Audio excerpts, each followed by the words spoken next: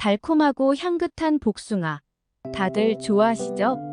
그런데 복숭아가 우리의 건강에 얼마나 큰 영향을 미칠 수 있는지 알고 계신가요? 많은 분들이 여름철 과일로 복숭아를 즐기지만 어떤 복숭아를 골라 먹어야 하는지, 어떤 음식과 함께 먹으면 더 좋은지 궁금해 하실 텐데요. 복숭아가 정말 몸에 좋은지, 당뇨병 환자도 먹어도 될지 먹는다면 어떤 복숭아를 먹어야 할지 모든 궁금증에 대해 풀어드리겠습니다. 오늘의 영상을 끝까지 시청하시고 복숭아를 더 건강하게 즐길 수 있는 모든 방법을 알아보세요. 아직 구독하지 않으셨다면 지금 구독과 좋아요 버튼을 눌러 더 많은 건강 정보를 받아보세요. 우리나라 국민 중 과일 채소를 권장량만큼 챙겨 먹는 사람은 30%도 없다고 합니다. 질병관리청 2021 국민건강통계에 따르면 국민건강영양조사에서 6세 이상 인구 중 과일과 채소를 권장량인 하루 500g 이상 먹는 사람의 비율은 25.5%에 불과했습니다.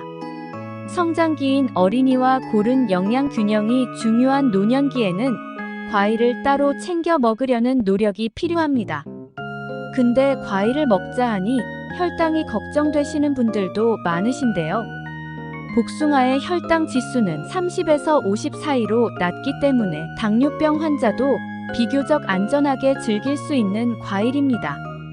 혈당 지수가 낮다는 것은 복숭아를 섭취했을 때 혈당이 급격히 상승하지 않음을 의미하며, 이는 혈당 관리에 신경을 써야 하는 사람들에게 큰 장점으로 작용합니다. 복숭아의 풍부한 식이섬유는 소화 속도를 느리게 하고 혈당의 급격한 변동을 방지해줍니다. 섬유질은 또한 포만감을 촉진하여 식욕을 조절하고 과식을 예방하는 데 도움을 줍니다. 복숭아에는 비타민 C와 항산화제가 많이 포함되어 있어 면역 체계 강화에 도움을 주며 신체의 염증을 줄이는 데도 효과적입니다. 따라서 비타민 C, 폴리페놀 등 항산화 물질이 풍부해 당뇨병 합병증과 관련된 염증, 산화, 스트레스를 줄이는 데 도움이 됩니다. 복숭아 껍질에는 과육보다 5배나 많은 식이섬유가 들어있으며 폴리페놀과 같은 항산화 화합물이 2배 이상 함유하고 있어 껍질과 같이 섭취하시는 게 좋습니다. 당뇨병 환자뿐만 아니라 건강한 식습관을 원하는 모든 사람에게 복숭아는 훌륭한 선택이 될 수 있습니다. 물론 복숭아의 섭취량을 적절히 조절하고 가능한 한 신선한 상태로 섭취하는 것이 중요합니다. 가공된 통조림 복숭아는 혈당 수치를 높일 수 있는 설탕이 들어있고, 말린 복숭아는 고농축 당분과 칼로리가 높기 때문에 섭취를 피하세요. 복숭아의 종류가 많은데요.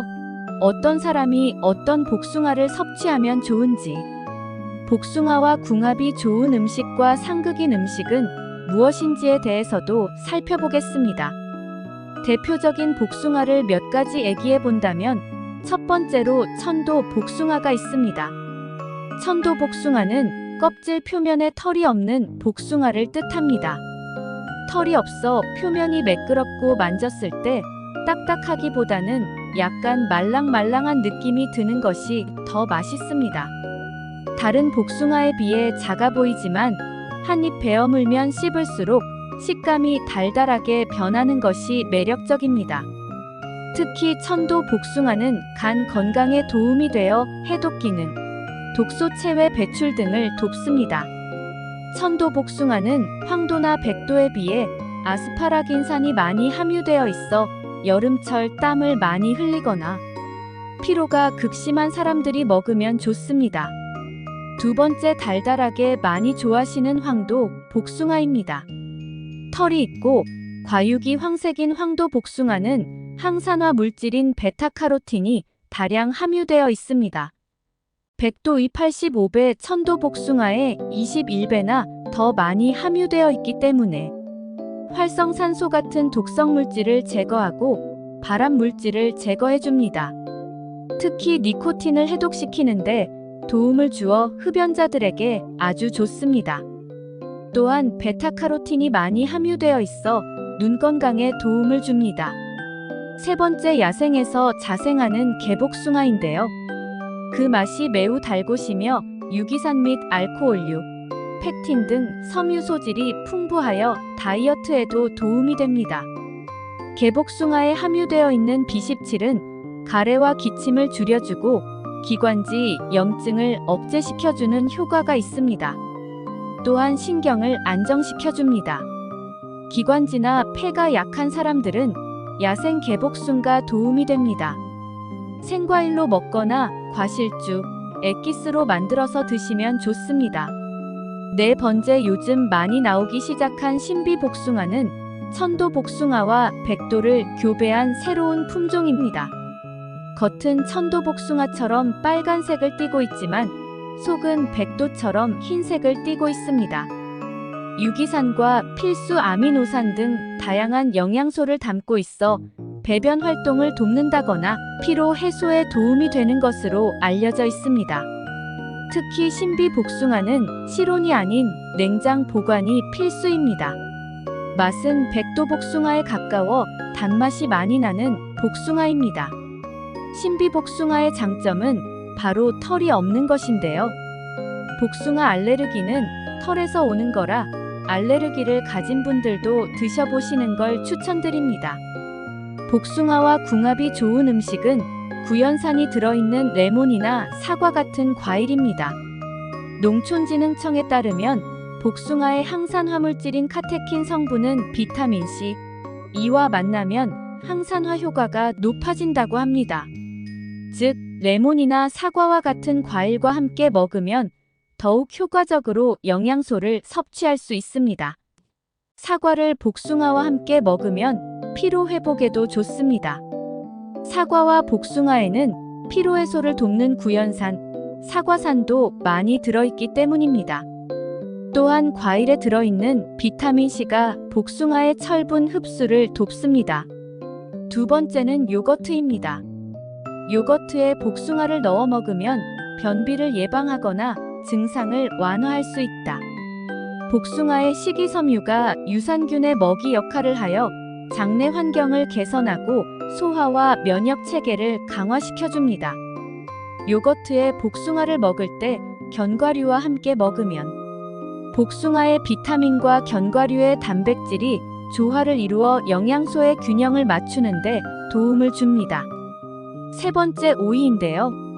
오이와 복숭아의 조합 생소하시죠?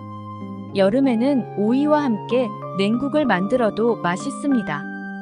시원한 오이 냉국에 미역을 넣는 대신 복숭아를 잘게 썰어 넣으면 새콤달콤한 맛이 더위에 치진 입맛을 돋게 해줍니다. 복숭아와 궁합이 안 좋은 음식은 첫 번째, 우유입니다. 복숭아는 다양한 영양소를 함유하고 있지만 철분 함량이 높아 철분 흡수를 방해하는 음식과 함께 먹는 것이 좋지 않습니다. 복숭아와 함께 우유를 섭취하면 철분 흡수가 저해될 수 있으므로 주의가 필요합니다. 두 번째, 장어입니다. 복숭아와 장어를 같이 먹게 되면 복통과 함께 심한 설사를 일으킬 수 있습니다. 복숭아는 소화를 돕고 규칙적인 배변 활동도 도와주어 장에 사는 유익균의 먹이가 되어 장내 환경을 원활하게 개선하게끔 합니다. 장어도 여름철 정력 보강에 많이 드시는데 장어는 지방이 18%, 단백질이 20% 함유되어 있는 고지방 식품으로서 지질의 함량이 높아 소화에 부담이 되므로 복숭아의 유기산과 장어의 지방이 서로 자극되어 분해가 안 되고 역효과로 탈이 나게 됩니다. 장어를 드실 땐 복숭아와 따로 드셔야 합니다. 세 번째, 고혈압 약입니다. 고혈압 약에 함유된 이뇨제 성분은 칼륨이 몸 밖으로 빠져나가는 것을 막는데 칼륨이 풍부한 복숭아를 약 복용 뒤 바로 먹게 된다면 몸속 칼륨 농도가 매우 높아져 고칼륨 혈증이 생길 위험이 있기 때문입니다. 고칼륨 혈증의 증상으로는 무력감, 근육통 등이 있고 심할 경우 부정맥과 같은 심혈관 질환을 유발할 수 있습니다. 복숭아와 고혈압 약은 1시간에서 2시간 간격을 두고 먹는 것이 안전합니다. 복숭아에는 비타민 C가 풍부하여 면역 체계를 강화하고 항산화제로 작용하여 몸의 염증을 줄이고 감염을 예방하는 데 효과적입니다. 복숭아에 함유된 비타민 A와 비타민 C는 피부 건강에 매우 중요합니다. 비타민 A는 피부 세포 재생을 촉진하고 비타민 C는 콜라겐 생성을 도와 피부 탄력을 유지시킵니다. 복숭아에는 루테인과 제아잔틴이 포함되어 있어 눈의 건강을 보호하고 황반 변성 같은 질환을 예방하는 데 도움이 됩니다. 복숭아의 식이섬유는 소화를 돕고 장내 유익균의 성장을 촉진하여 장 건강을 유지하는 데 도움을 줍니다. 변비 예방에도 효과적입니다. 바로 먹을 복숭아는 상온에서 보관하고 많이 사서 오래 보관할 경우 냉장 보관하되 먹기 1시간 전에 상온에 꺼내두면 맛이 더 좋아집니다. 제철 과일 복숭아 맛있게 드시면서 더운 여름 건강하게 보내세요. 오늘 영상이 도움이 되셨다면 구독과 좋아요를 눌러주시고 친구들과도 공유해주세요. 다음 영상에서도 더 유익한 건강 정보를 가지고 찾아뵙겠습니다. 감사합니다.